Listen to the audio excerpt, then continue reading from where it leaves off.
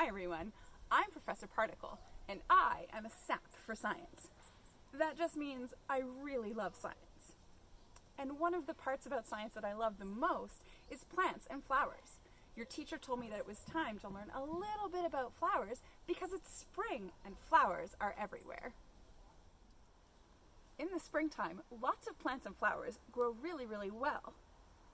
After the rain and winter, the sun comes out, and boy do plants love the warm air and sun, just like us. After we learn a little bit about the spring flowers, we're going to do an experiment to see how plants grow.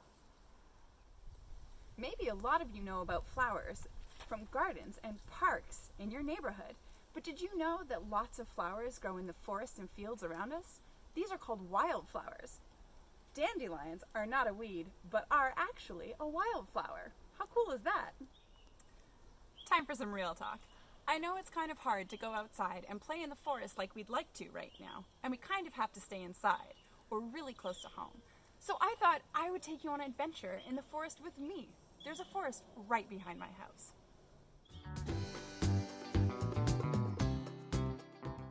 Before we go looking for wildflowers in the forest, we need to make sure that we're going to be safe. So we need to bring a hat, good shoes, water, and that's pretty much it. But I like to bring a couple extra things, like a book all about plants, and a magnifying glass so I can look at them. Now we're ready. Let's go.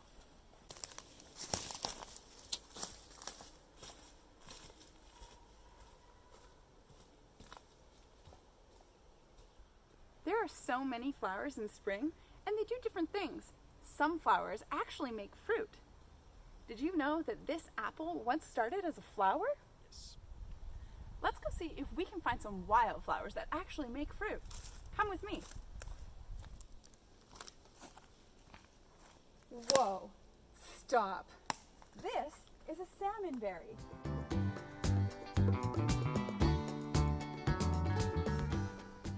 This is going to produce a little tiny berry that looks a little bit like a raspberry. And we found it in the forest. Remember, don't eat berries in the woods unless your teacher or your parent has said that it's okay to do so. And we shouldn't pick these flowers. We should leaf them alone so that they can grow fruit later in the summer. Instead of fruit, some plants make seeds, which actually makes more plants. These plants are pretty special. They're normally found on some islands that are really far away. You would have to take a couple boats and maybe a plane to see them. Luckily for us, right beside a creek and in my forest, they're here. Here's a plant called Pacific Heart. It grows in shady patches beside paths, so you can keep your eye out and look for it when you're out on walks. Once spring is over, it's going to drop seeds onto the ground. When seeds are on the ground, they make roots, which get food from the dirt. Then it grows a new plant and creates new flowers next spring, and it starts the process all over again.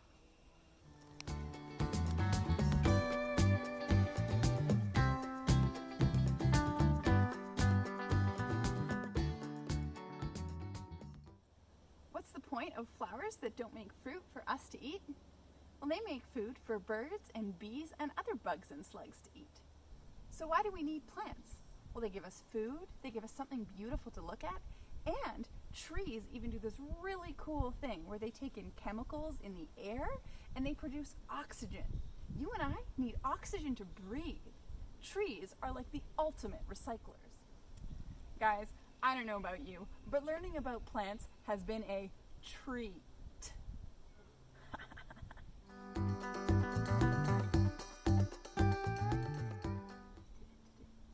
Remember how I talked about seeds making roots? We're going to do an experiment to see how plants grow. For this experiment, all you need is a jar, any size, but small is okay. You need some water, you need paper towels, and you need a couple seeds. These are beans and peas. Those are some of my favorite vegetables to eat, and they also sprout pretty well.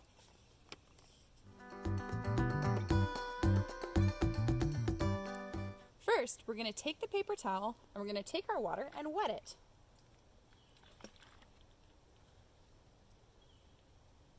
We take our damp paper towels and we put it into the jar. We're going to do that a couple times until the jar is full and lightly packed. Once the jar is full of paper towels, we can take our seeds and put them down the side.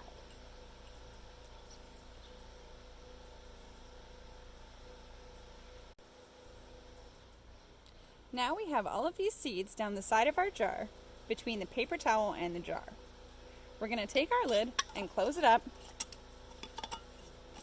and let it sit for just a couple days. Here's my jar from just a couple days ago, and you can already see that the peas are starting to create sprouts. We're going to let it go for a couple more days, maybe even a couple weeks, and see what happens.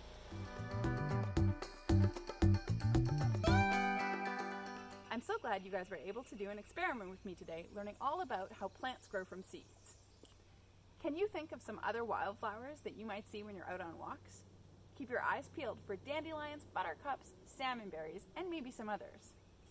Remember, I'm Professor Particle. I'm probably a real scientist. And thanks for joining me on this adventure in our woods, learning all about wildflowers. I'll see you next time.